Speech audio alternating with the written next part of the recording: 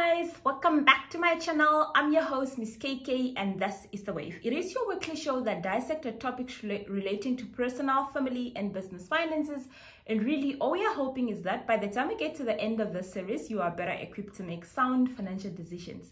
If you are new here, thank you so much for stopping by. We really love having you on board.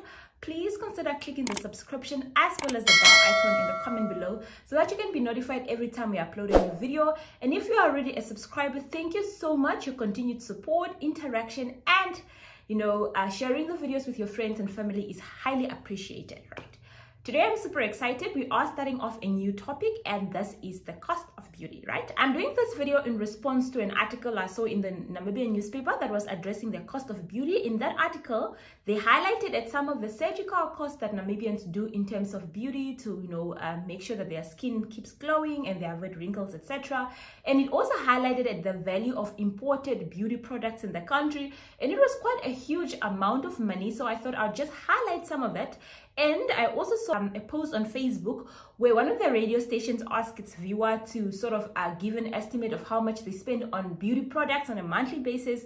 And the answers were varying from $2,000 to as little as $400. So I thought I'd also just do some highlights on my personal take on my beauty budget, and as well as to some of the things that I did that used to waste me a lot of money that I stopped doing. And you can also maybe in the comment below drop your tips and what are some of the things that you do that is either saving you money or that is wasting you money, so that we can all learn from each other. So personally, I don't do my cosmetics budget on a monthly basis. I do a once-off stock up so that I can avoid going into the shop. We can all face it. Cosmetics aisles, especially around hair products and facial products, can be quite tempting because the beauty industry is so large and there's so many products on the market that are also selling so many promised returns. So I try to make sure that I'm not exposed to that temptation every single month. So I avoid going in the aisles all the time so that I don't end up buying unnecessary things. So that's the strategy: stock up and then replenish the items as they run out, right? So number one is the hair products, right? I am a natural hair fanatic, and because of that there's so many, the beauty industry is, especially the natural hair industry, is booming. There's so many products that are promising us our afro to grow overnight, and there's so many reviews of people that has supposedly used the products and their hair has grown. So it's such a temptation for us to also fall in this trap and just start spending a lot of money on this product. So the one thing that I've realized is I've sort of started doing my research with regards to the key ingredients in most of the common good natural hair products, and I make sure that I buy the shampoo that is cost effective in terms of this, right? I'm gonna do a review of this big shampoo here. It's organics. I buy it in Clicks or Discount. This shampoo is very cost effective because you can use it over more than 150 washes. So I can use the shampoo over 150 times. As you can see, it's literally just here, and I've had it for maybe 3 or 4 months now. So, and these shampoos, you sometimes get them for like 80 for 2 if they're on special. So I try to make sure that I don't spend so much money on the shampoo, because I believe there's so much factors that goes in towards hair growth, including genetics, hair care routine, your diet. So products alone are not going to give you the results that you're expecting. So I stopped spending money on expensive hair products. First, I used to try Kanto products. They are quite expensive and they don't last this much, so I completely dropped them. So the one thing that you should be careful about is don't just go for brands simply because other people are using it, because your hair might not respond as good as other people's hair. So that's my one tip on shampoo products. Then the second thing I wanted to highlight is hair oils, right? In as much as there's a lot of shampoos, etc., there are also a lot of hair oils, and some of them are also costly. So what I've also done is I've also just done my research and find what are some of the essential oils that your hair needs and how can I get them effectively. So I found that actually Pep has quite a lot of the essential oils at a cheaper price. So I go to Pep and I buy like organ oil, castor oil, all these fancy oils.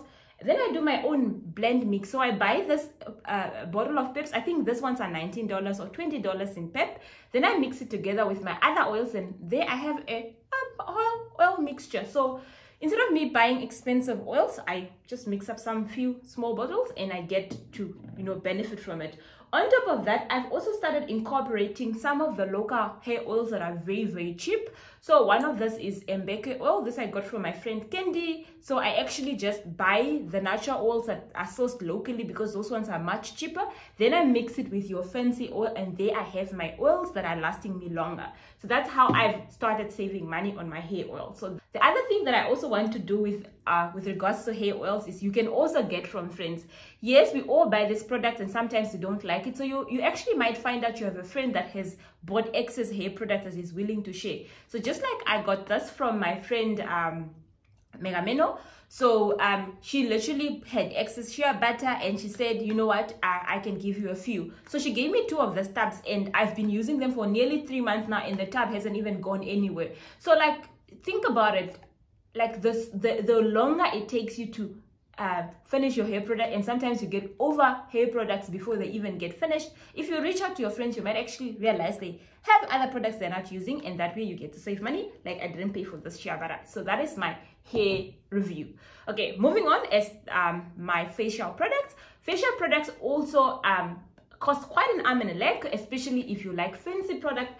The one thing that I've realized is I was getting a breakout a lot and I wasn't really sure why, but I've realized that most of the breakouts are not actually being cured by products, or are not actually being caused by certain products. So what I've realized, number one, is my pillows. If I leave my pillow unattended for a long time, so let's say maximum 3 weeks, I don't wash my pillow for say 3 weeks, and it's hot, I literally get a breakout on my cheeks.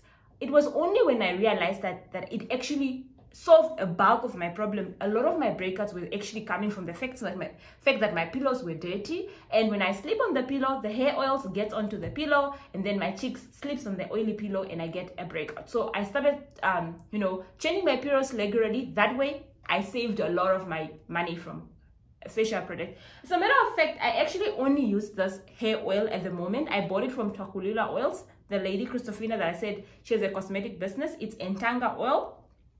It is 140 or 170. I don't know if it's 140 or 170. At first, I was a bit reluctant to buy it because I thought it's so expensive. But I've had this for nearly 2 months now, and look at how much I've used. Because it has this, not that greasy, this oiliness to it. Literally, I need to use a drop and I have enough quantity for my face. So in as much as it was expensive, it's actually gonna last me. So if I compare this to the Pond's that I normally used to buy, and a Pond's is like how much, 60?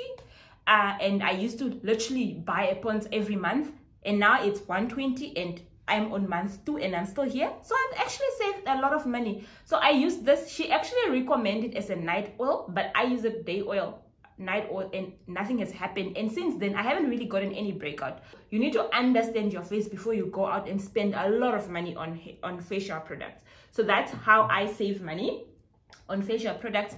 And what I've also realized is a lot of businesses are very creative, right? So to try and get you to buy a product more regularly, sometimes they try and put it in a packaging that is not reusable. So one day I was when I came from the north after the wedding, I was so sunburned because there was just a lot of standing in the sun, and I wanted a facial mask to sort of replenish my skin. So I went to Discam and I found the masks. I found this ones in plastic bottles, and I also found packets.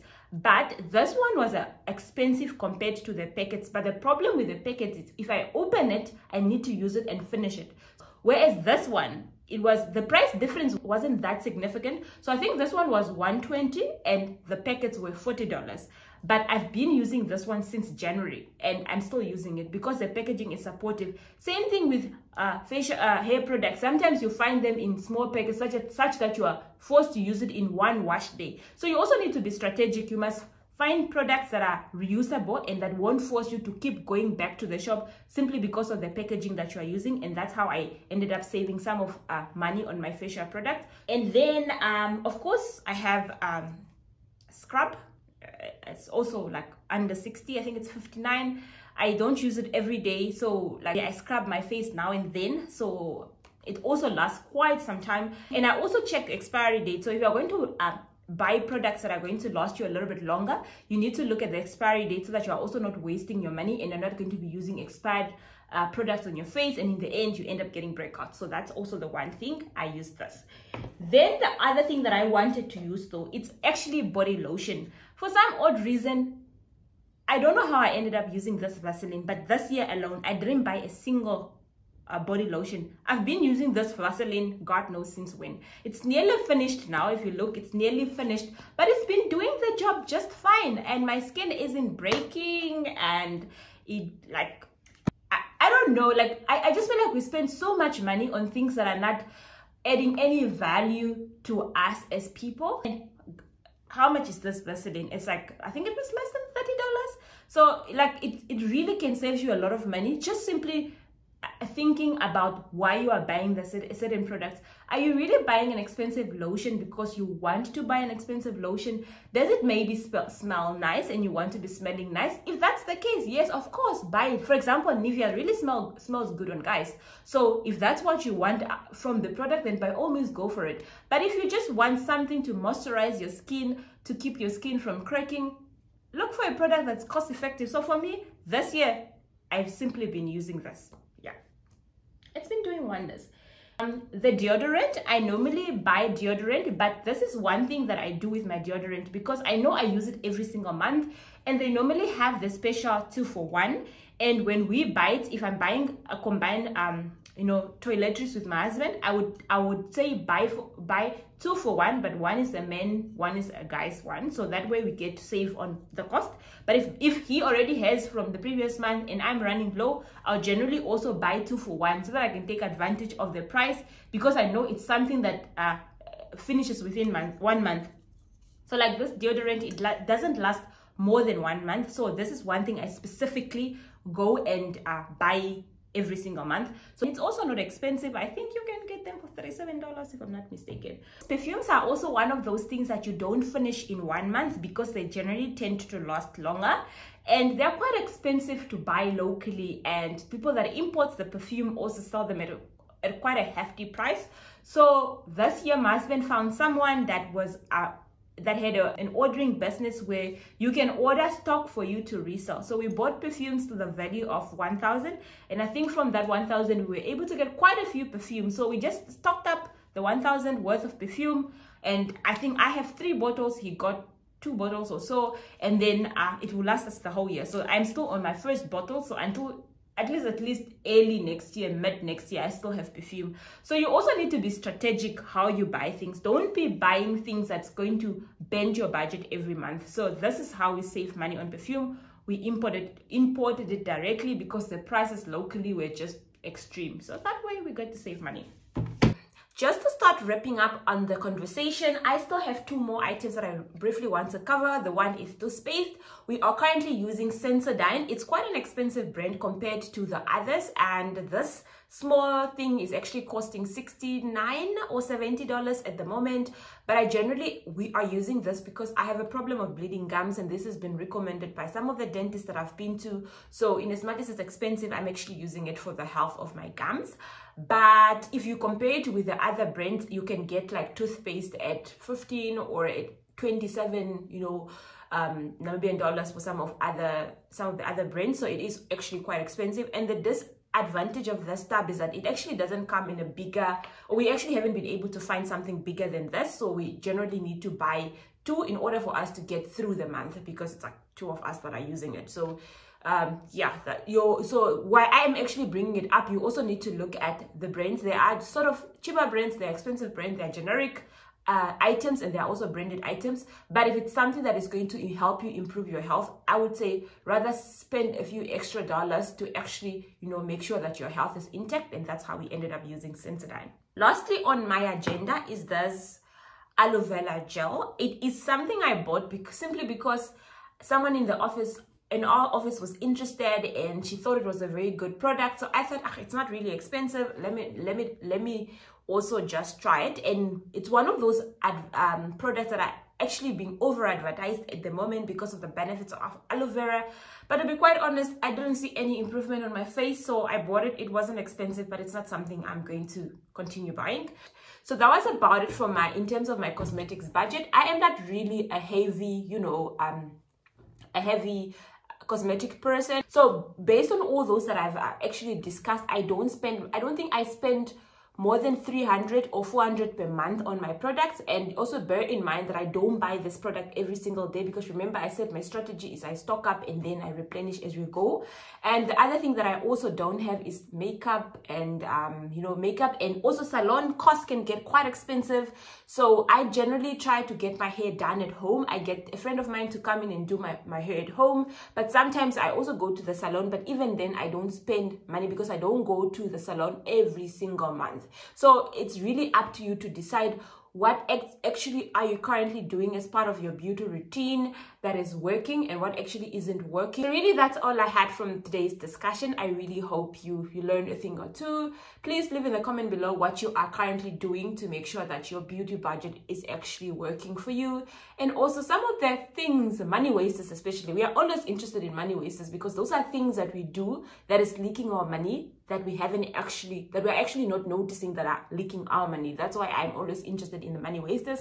The money savers we will also appreciate. So if you do find some tip or two, or maybe a grocery shop that you go to that actually sells quite affordable cosmetic products, please let us know and let us engage in the video below. So if you haven't done so, please consider clicking the subscription button. That way we get to learn from each other and we get to stay connected. It is thank you and goodbye.